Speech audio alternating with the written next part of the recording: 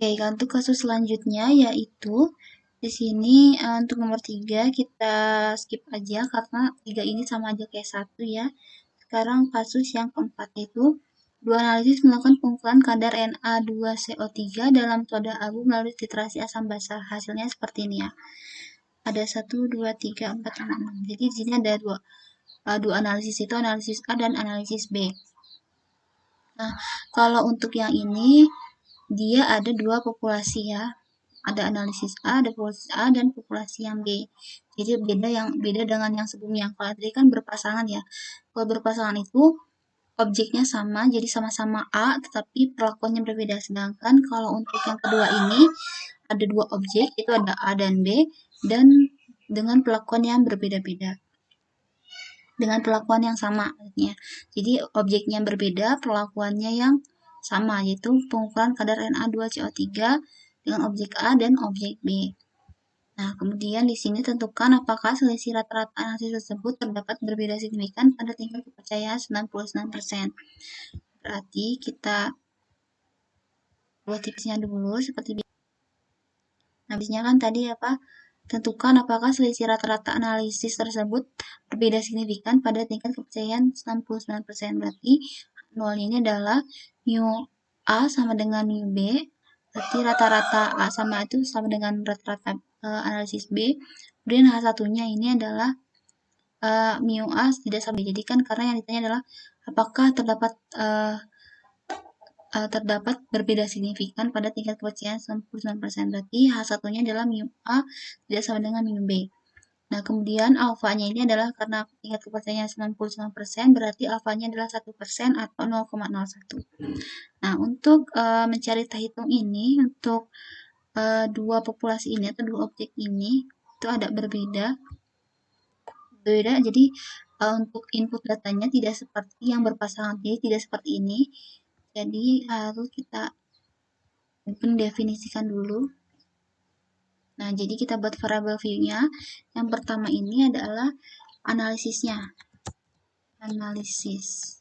Jadi di sini tuh objeknya itu ada apa aja. Jadi di sini kan analisisnya ini desimalnya kita buat 0. Nah, di sini value-nya ini adalah berarti yang pertama adalah analisis yang ke-1, analisis A atau analisis 1 ya. Kemudian yang kedua adalah analisis B. Jadi ini untuk analisis ini adalah kayak objeknya ini adalah analisis B. Nah, gini ya. Kemudian oke, kemudian measure-nya adalah nominal. Kemudian yang kedua adalah nilai angkanya atau hasilnya. Itu berarti hasilnya ya, di sini hasil. Hasilnya itu berarti langsung scale. Nah, jadi ada dua variabel view, itu ada analisis dan ada hasilnya. Nah, di sini untuk input datanya, kita input analisis yang pertama dulu, sebanyak ada berapa? Nah, di sini di soal analisis A-nya ada 1, 2, 3, 4, 5, 6. Ya, ada 6. Berarti kita inputkan analisis A sebanyak 6 kali. Kemudian setelah 6 kali, berarti langsung ke analisis yang kedua. Banyak 6 kali juga. Kemudian kita inputkan hasilnya, berarti hasil yang analisis A yang pertama yaitu 86,82, 87,04, 86,93,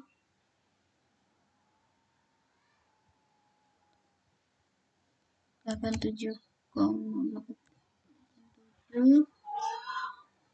86,82, 86,82, 86,82. Nah, jadi diinputkan, setelah diinputkan, jadi untuk inputannya jangan sampai salah ya. Jadi kita analisis A terlebih dahulu sampai ada berapa, kemudian masuk ke analisis B. Kemudian setelah menginputkan data, kita ke analyze, kemudian compare mean. Nah, karena dia dua populasi, kita pilihnya yang independent sample t-test. Nah, kita masukkan nilai yang analisis ini ke grouping variable dan yang hasilnya, yang angkanya ini ke test variable. Kemudian kita klik option. Nah, di sini tadi 99% ya, sesuai dengan soal. Kemudian kita continue.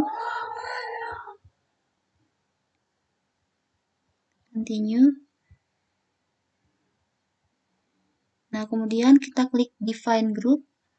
Nah, grup 1 ini berarti tadi analisis yang A atau yang ke-1 dan analisis yang B itu yang kedua ya. Dan continue.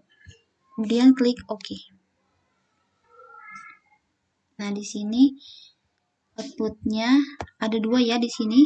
Jadi untuk dua populasi ini, jika diasumsikan ragamnya sama, jadi ragam A dan ragam B itu sama, berarti yang kita gunakan nilai yang bawah. Kemudian jika diasumsikan nilai ragam A dan nilai ragam B itu berbeda, kita gunakan data yang bawahnya. Jadi kalau misalkan diasumsikan sama, kita pakai yang atas. Jika yang kita diasumsikan nilai ragamnya tidak sama, maka kita pakai yang bawah. Sekarang kita akan coba yang diasumsikan nilai ragamnya sama ya. Berarti kebetulan di sini nilai T-nya sama ya. Jadi yang kita gunakan nilai T-nya 4,615. Berarti T hitungnya adalah 4,615 ya.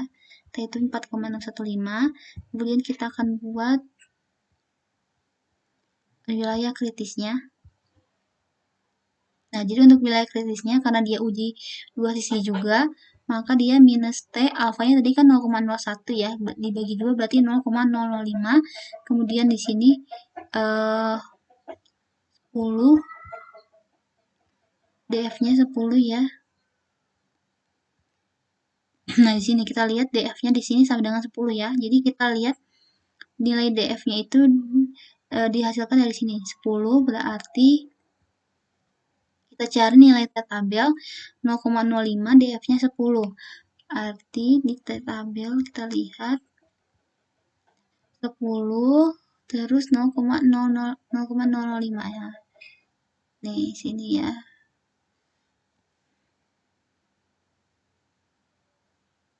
Di sini berarti 3,16 ya.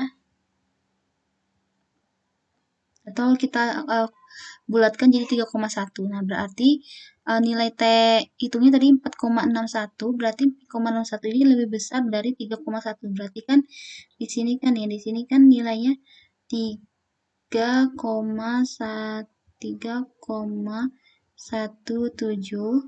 Nah, nilai T hitungnya 4,61 berarti ada di sini.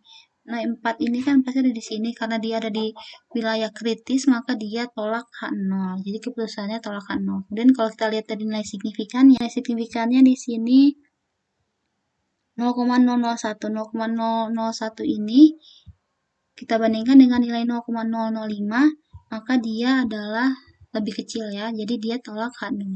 Karena dia menolak H0 artinya H1 itu adalah benar. Berarti karena H1 itu benar berarti terdapat perbedaan hasil analisis A dan analisis B. Seperti itu ya. Jadi untuk kesimpulannya jangan sampai salah. Untuk keputusan kesimpulan itu jangan sampai salah. Nah, untuk laporan praktikumnya yang kalian kumpulkan yaitu yang tadi saya sudah contohkan. Jadi dari nomor 1, 2, dan nomor 3 tidak usah, tapi 1, 2, dan 4 kalian kopikan outputnya ya, yang tadi dikopikan nilai output semuanya, kemudian kalian interpretasikan. Jadi kalian setiap soal itu ada output dan ada langkah-langkahnya seperti ini sampai kesimpulan. Jadi dari hipotesis harus sampai kesimpulan itu harus lengkap dengan output dari SPSS-nya. Jadi jangan sampai hanya outputnya saja, tetapi harus dijelaskan juga dari hipotesis sampai kesimpulannya apa. Yang dikerjakan nomor 1, nomor 3 tidak usah ya. Jika ada yang masih ingin ditanyakan, bisa langsung tanyakan saja ke saya atau bisa di grup WhatsApp. Mungkin untuk praktikum hari ini saya cukupkan saja. Wassalamualaikum warahmatullahi wabarakatuh.